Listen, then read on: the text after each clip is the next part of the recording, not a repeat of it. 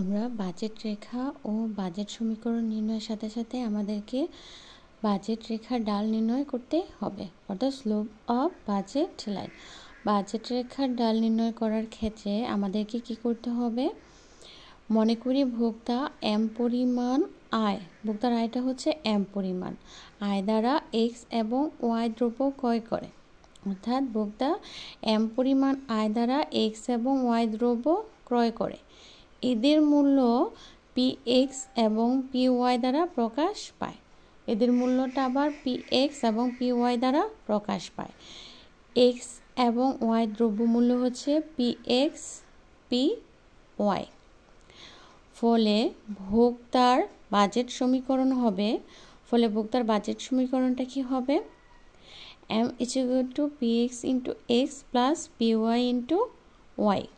অর্থাৎ আমরা জানি এম পরিমাণ আয় দিয়ে ভোক্তা এক্স এবং ওয়াই দ্রব্য ক্রয় করে। এক্ষেত্রে এক্স ও ওয়াই দ্রব্যের দাম হচ্ছে পি এক্স পি ওয়াই।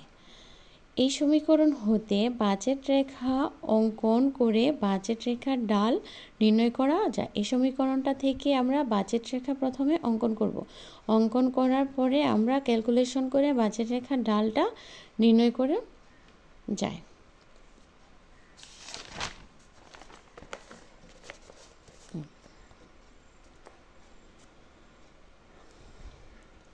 চিত্রে এবিটা হলো কি? এবি হলো আমাদের বাজেট রেখা। চিত্রে এবি হলো বাজেট রেখা।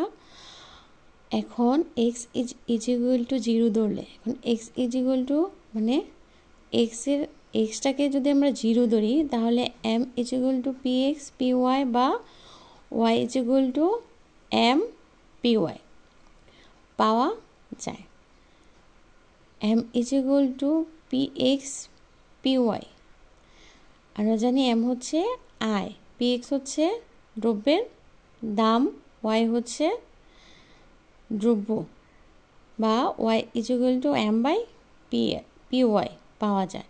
অর্থাৎ ভোক্তা এক্স ক্রয় না করলে এম বাই আর ওয়াই পরিমাণ ওয়াই দ্রব্য ক্রয় করতে পারবে। অর্থাৎ ভোক্তা কী করবে? এক্স দ্রব্যটা যখন 0, এক্স যখন ইজ ইকুয়াল টু 0, অর্থাৎ এক্সের পরিমাণ যখন 0 ধরি, এক্স দ্রব্য ক্রয় না করলে ভোক্তা কী করতে পারবে?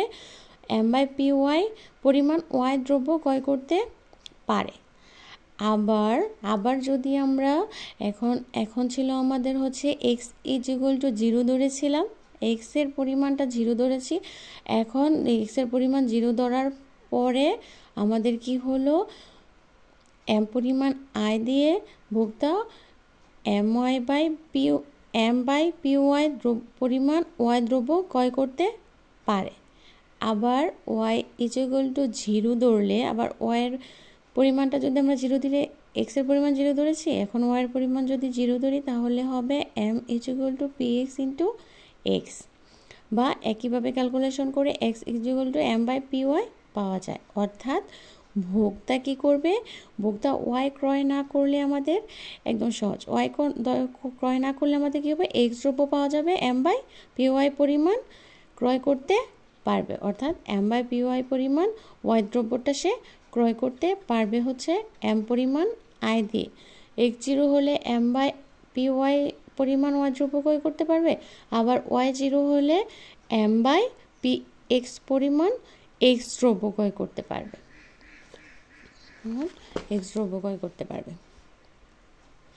চিত্রে এবি হলো আমাদের ভোক্তার বাজেট রেখা, যেটা আমরা পূর্বেই শিখেছি। এর ডাল নিম্নোক্তভাবে প্রকাশ করা যায়। চিত্র থেকে এই ডালটা নিম্নোক্তভাবে প্রকাশ করা যায়। বাজেট রেখার ডালের ক্ষেত্রে বাজেট রেখার ডাল is equal to dy by dx is equal to যেটা আমরা পেয়েছিলাম, এটা হচ্ছে আমাদের যখন এক্স ইজ ইকুয়াল টু 0 হয় তাহলে এম বাই পি ওয়াই হয়। আবার আমরা যখন ওয়াই ইজ ইকুয়াল টু 0 ধরি তখন minus M by P Y হয়। অর্থাৎ বাজেট রেখার ডাল সর্বদা কী থাকে? ঋণাত্মক মানে থাকে। তাহলে পি এক্স বাই থেকে ক্যালকুলেশন করলে কী হয়? P X by minus M into M by P Y. এখন এই M by P Y M কাটা, P X by P Y minus রয়ে গেছে। অর্থাৎ বাজেট রেখার ঢাল আমরা জানি সর্বদা ঋণাত্মক হয়ে থাকে। কাজেই দেখা যায় বাজেট রেখার ঢাল দুটি দ্রব্যের মূল্যের ঋণাত্মক অনুপাতের সমান হয়, অর্থাৎ দুটি দ্রব্যের মূল্যের ঋণাত্মক অনুপাতে সমান হয়। বাজেট রেখার ঢালটা কি হয়? দুটি দ্রব্যের মূল্যের ঋণাত্মক অনুপাতে সমান হয়ে থাকে। সুতরাং এভাবে আমরা কি করতে পারি?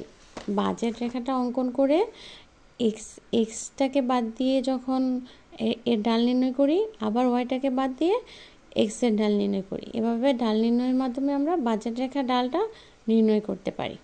আল্লাহ হাফেজ।